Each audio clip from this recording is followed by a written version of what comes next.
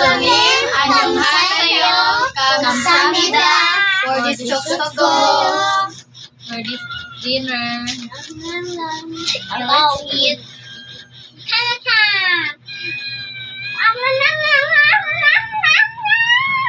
What are you babay? Babay. What mean?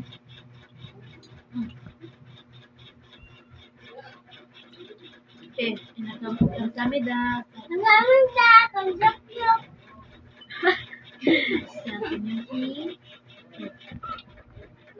Kamsahamnida.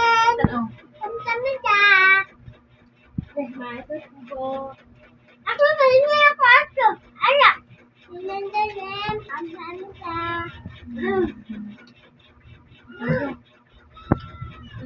Bye-bye. Hello, Marcy and Brianna. Annyeonghaseyo.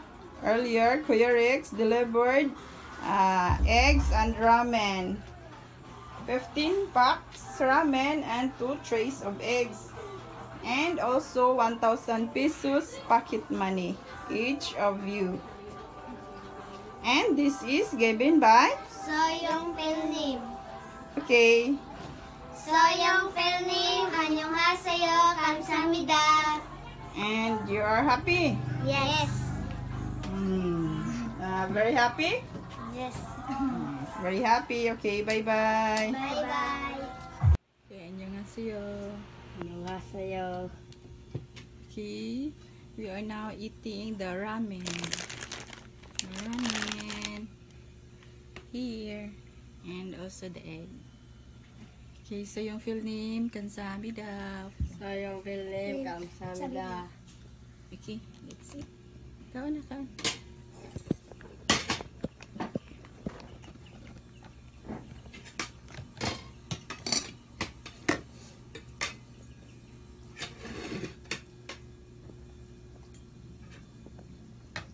Padol ka.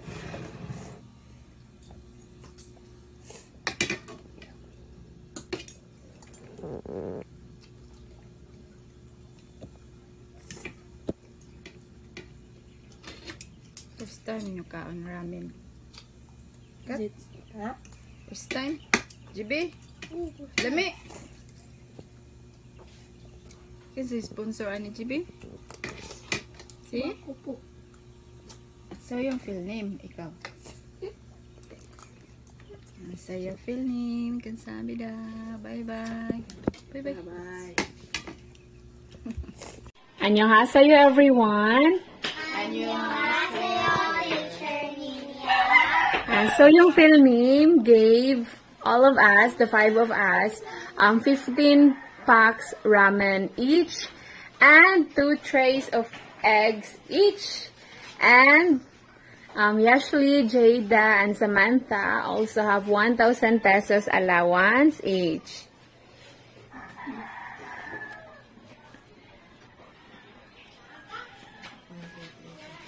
Uncle Soyoung Pilnim, annyeonghaseyo, kamsahamnida. 감사합니다. 소영 필님. 바이바이. Annyeonghaseyo. Itin yung sunim, yung chunim, Las Vegas nim, ulan chachanim, kamsahamnida. Bye. Kim Yong-sunim, annyeonghaseyo. Thank you for the chokes to go, kamsahamnida. Bye-bye. Annyeonghaseyo, Las Vegas nim, parang nim. Thank you for snacks.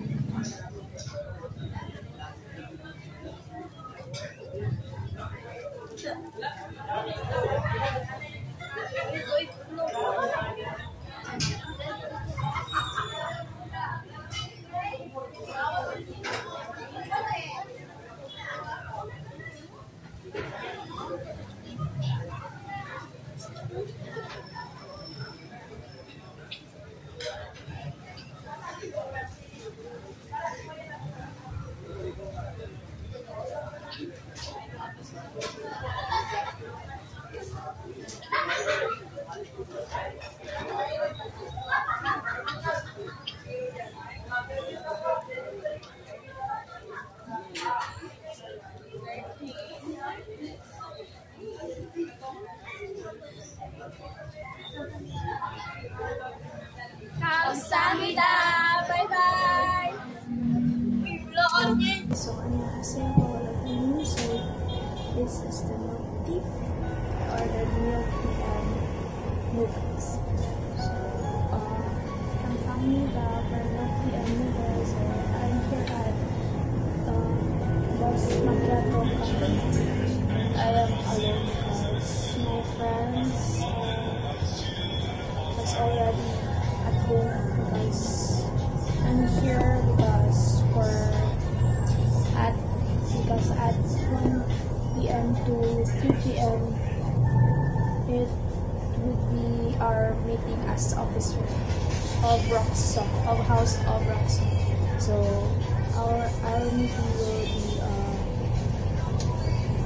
was about for jersey for our players or representative like basketball and volleyball as well as takraw. So